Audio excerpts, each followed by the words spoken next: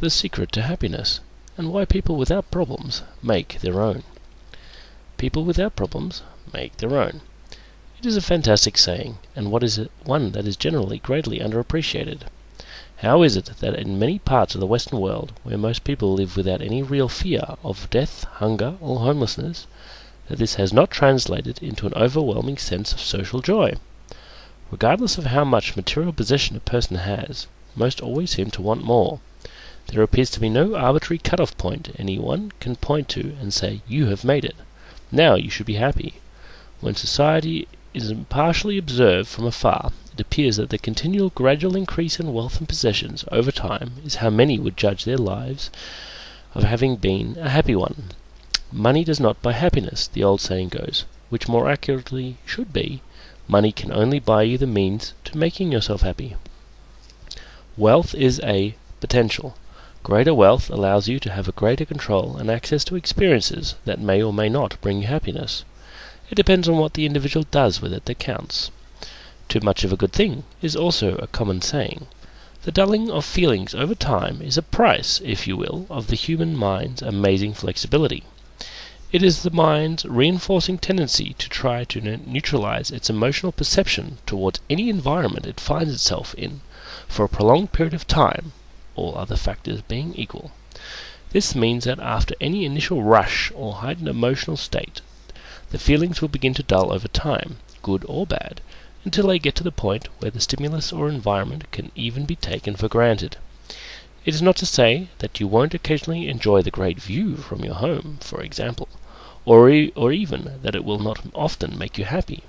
It is only likely that it won't generate the same level of happiness as it did just as you moved in, or that you may even occasionally take it for granted, depending on your current mood.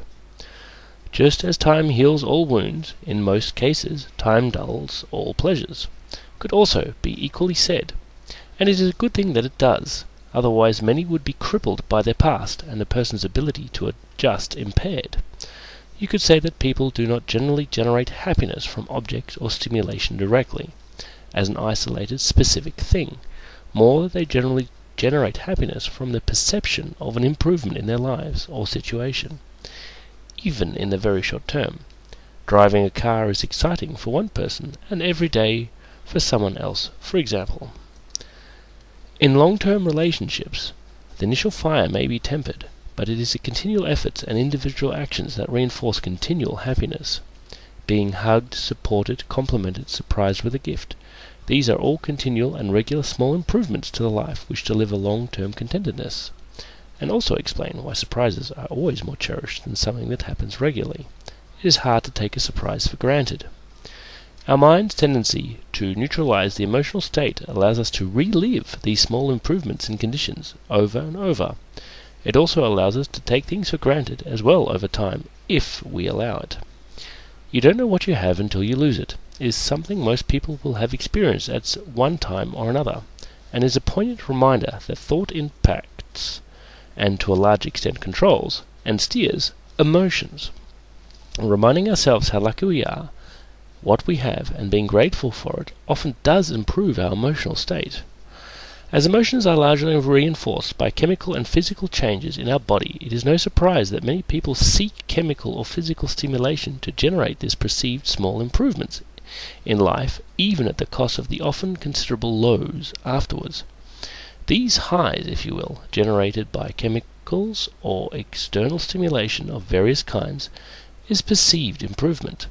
This drive for perceived improvement is natural and necessary for existence. How you accomplish this and what consequences this has for you and those around you is up to you. For many whose life is totally miserable, substance abuse may truly seem the only temporary escape, and yet many are able to pull themselves out of the deepest hole, while still others, who on paper have no want or concern, destroy themselves in the search for an ever-increasing high, to fall from the tallest tower. That is the power of emotional relativity, its hopes and its dangers. Understanding this and actively controlling it should be our aim and the foundation of achieving lasting happiness. The aim is to control your life or emotions, not for your emotions and life to control you. People often talk about genetics as if it has an overly large influence on behavior, as if complex adult behavioral structure is a set predisposition. This is true only as far as the physical traits, and possibly, to some extent, the mechanisms surrounding these physical states. When I say physical, I am talking about chemical-influenced emotions, hormones, endorphins, adrenaline, etc., in terms of intensity and propensity of release. The learned behavior that a child observes from their parents and cultural bodies builds on top of these physical traits to display the nuanced behavior as we see as an adult. The physical traits we cannot generally change. The learned component of the behavior we are at least able to have a chance of influencing. Optimism and pessimism, extrovert and introvert, these are not absolute character traits. Brooding or joyous, though a greater or lesser component of these may be influenced by the physical elements of chemical-induced emotions, a significant component remains our learned reaction to them, and what is learned can be unlearned, or refined and extended upon until the learned component of behavior gains proportionally greater significance to our overall behavior than the physical one. Most people are not a defenseless victim of their emotions. Emotions are a primal behavioral accelerator. They are trying to tell you something from your deep subconscious in an attempt to generate action. How you react to these emotions, however, should remain in your control. A beautiful summary of this is as follows. People are always asking about how you feel. They are obsessed with feelings. Instead, they should ask me what I think. Thoughts become actions. Actions become habit. And habit becomes character.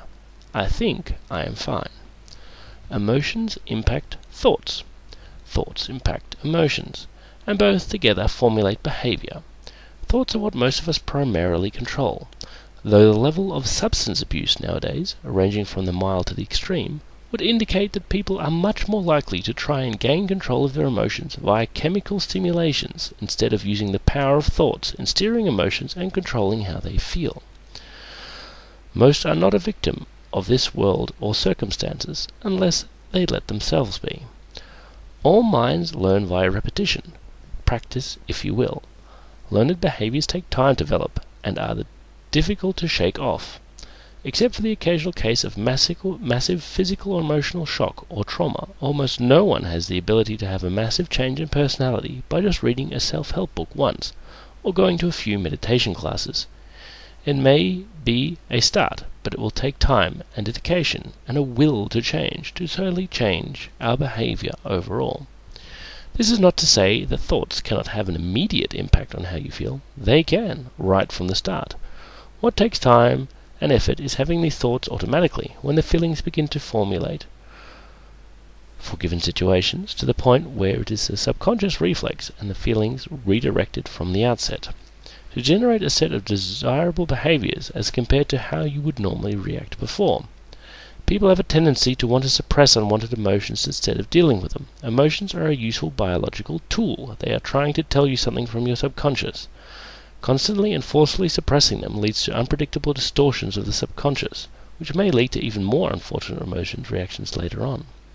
You need to accept emotions and steer the reaction to them. Whatever is making you angry, for example, or impatient, probably has at least a seed of legitimacy, as anyone who continuously rationalizes even extreme bad behavior will know.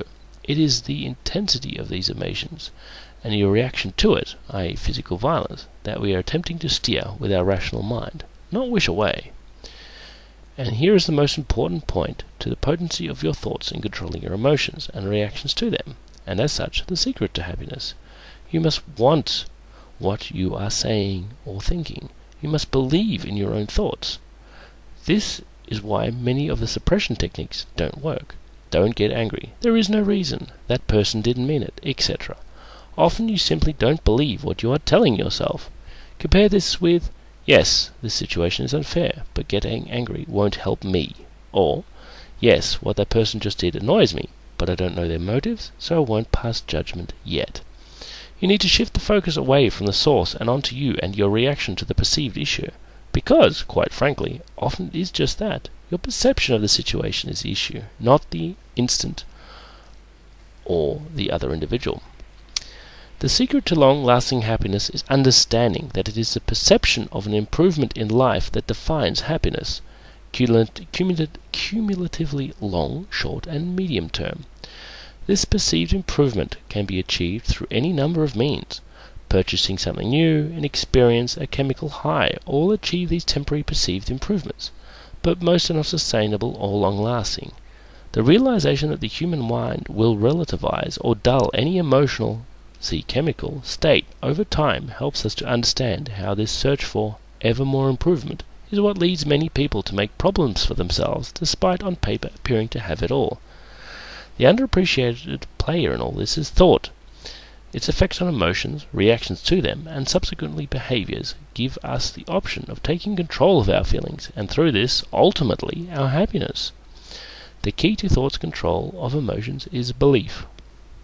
The will and intent to change, and belief in that change is what allows for behavioral modifications, allowance for control on our own perception, and thus the fundamental element of happiness.